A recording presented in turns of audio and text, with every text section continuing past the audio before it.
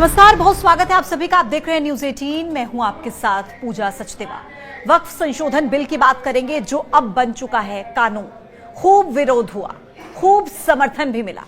कहीं पर मिठाइयां बंटी तो कहीं पर काली पट्टी भी बंधी बाजुओं पर विरोध के रूप में।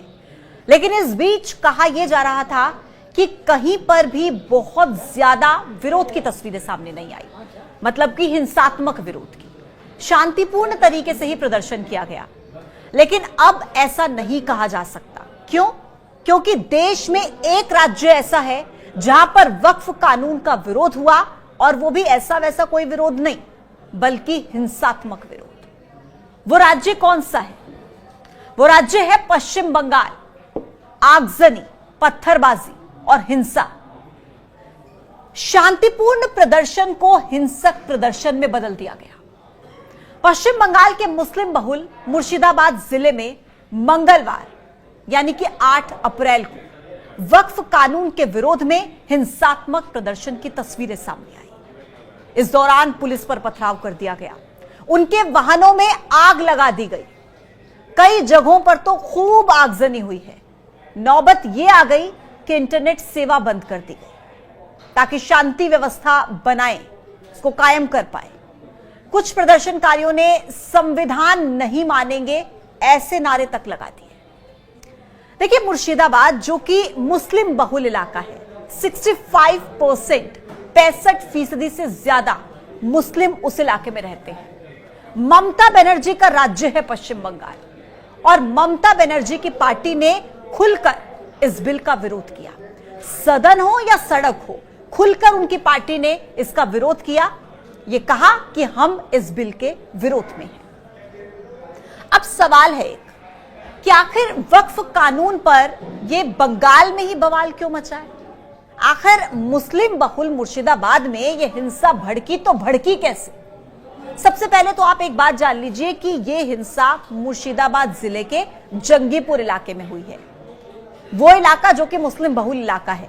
यह घटना जंगीपुर इलाके में उस वक्त हुई जब दोपहर में बड़ी संख्या में लोग इस कानून को वापस लेने की मांग को लेकर इकट्ठा हुए थे। वो सभी वहां पर प्रदर्शन कर रहे थे। फिर अचानक से प्रदर्शनकारियों ने इलाके में तैनात पुलिस पर पथराव शुरू कर दिया। कुछ पुलिस की गाड़ियां तक तोड़ दी गई, उनमें आग लगा दी गई, और फिर देखते ही देखते ये मामला बिगड़ गया। पुलिस ने लाठीचार्ज किया, आंसू गैस के गोले दागे। इसके बाद तो प्रदर्शनकारियों ने जमकर बवाल काटा। उन्होंने पुलिस की गाड़ियों में आग लगा दी, जमकर तोड़फोड़ की, और देखते ही देखते पूरे इलाके में तनाव फैल गया। प्रशासन ने रघुनाथगंज पुलिस स्टेशन और सुदी पुलिस स्टेशन के पूरे क्षेत्र में धारा 144, जो कि नए कानून की धारा है 163, वो लागू कर दी। इतना ही नहीं, इलाके में इंटरनेट सेवा को बंद रखने के निर्देश दे दिए गए ताकि कोई अफवाह ना फैले, पैनिक सिचुएशन क्रिएट ना हो। कुल मिलाकर हालात बहुत तनावपूर्ण रहे। जानकारी यह मिल रही है कि यह जो हिंसा मुर्शिदाबाद में भड़की है, वो जंगीपुर के पीडब्ल्यूडी ग्राउंड में जो भाषण दिया गया था कुछ संगठन के नेताओं की तरफ से, उनकी वजह से भड़की है। जिसकी वजह से वहां पर मौजूद थी जो भीड़, वो अचानक से गुस्से में आ गई, उग्र हो गई। हालांकि मुर्शिदाबाद पुलिस इसकी भी जांच कर रही है। लेकिन यह कहा जा रहा है कि इस भाषण में बीजेपी, आरएसएस, मोदी के खिलाफ भड़काऊ बातें कही गई। मंच से कहा गया कि हमसे बाबरी मस्जिद छीन ली गई, मुसलमानों पर अत्याचार हुआ, अत्याचार कर रहे हैं, हमने कुछ नहीं कहा, लेकिन अब और नहीं, मोदी सरकार ने यह भूल की है। मुर्शिदाबाद के जंगीपुर के बाद सुती में भी वक्फ बिल के खिलाफ, कानून के खिलाफ प्रदर्शन हुआ। पश्चिम बंगाल में इस हिंसक विरोध प्रदर्शन के बीच यह बहुत महत्वपूर्ण है कि मुख्यमंत्री ममता बनर्जी सामने आती हैं और वो मंच से कहती हैं कि वो मुसलमानों की संपत्तियों की सुरक्षा को सुनिश्चित करेंगी। उन्होंने कहा कि बंगाल में वक्फ बिल लागू नहीं होने दूंगी और धार्मिक आधार पर बंगाल का विभाजन मैं होने नहीं दूंगी। ममता बनर्जी ने यह भी कहा कि कुछ लोग मुझसे पूछते हैं कि मैं सभी धर्मों के स्थानों पर क्यों जाती हूं, मैं अपने पूरे जीवन काल में वहां जाती रहूंगी, आप चाहे मुझे गोली मार दो। आप मुझे एकता से अलग नहीं कर सकते। बंगाल में विभाजन नहीं होगा, जियो और जीने दो। ये शब्द हैं पश्चिम बंगाल की मुख्यमंत्री ममता बनर्जी। देखिए, झारखंड सरकार के मंत्री भी ये बयान दे चुके हैं कि झारखंड में इस बिल को लागू नहीं होने दिया जाएगा।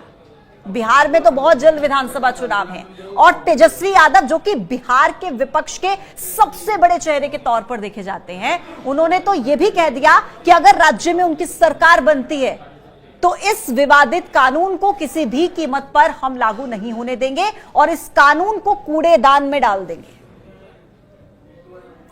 अब एक सवाल है, संसद से पास कानून और केंद्र सरकार के निर्देशों को नकारने की घोषणा ये भले ही राज्यों की सरकारें करती रहीं, राजनीतिक लाभ के लिए या किस भी रीजन से, लेकिन राज्य की सरकारें केंद्र के बनाए कानून और उनके निर्देशों का पालन करने से रोक नहीं सकती।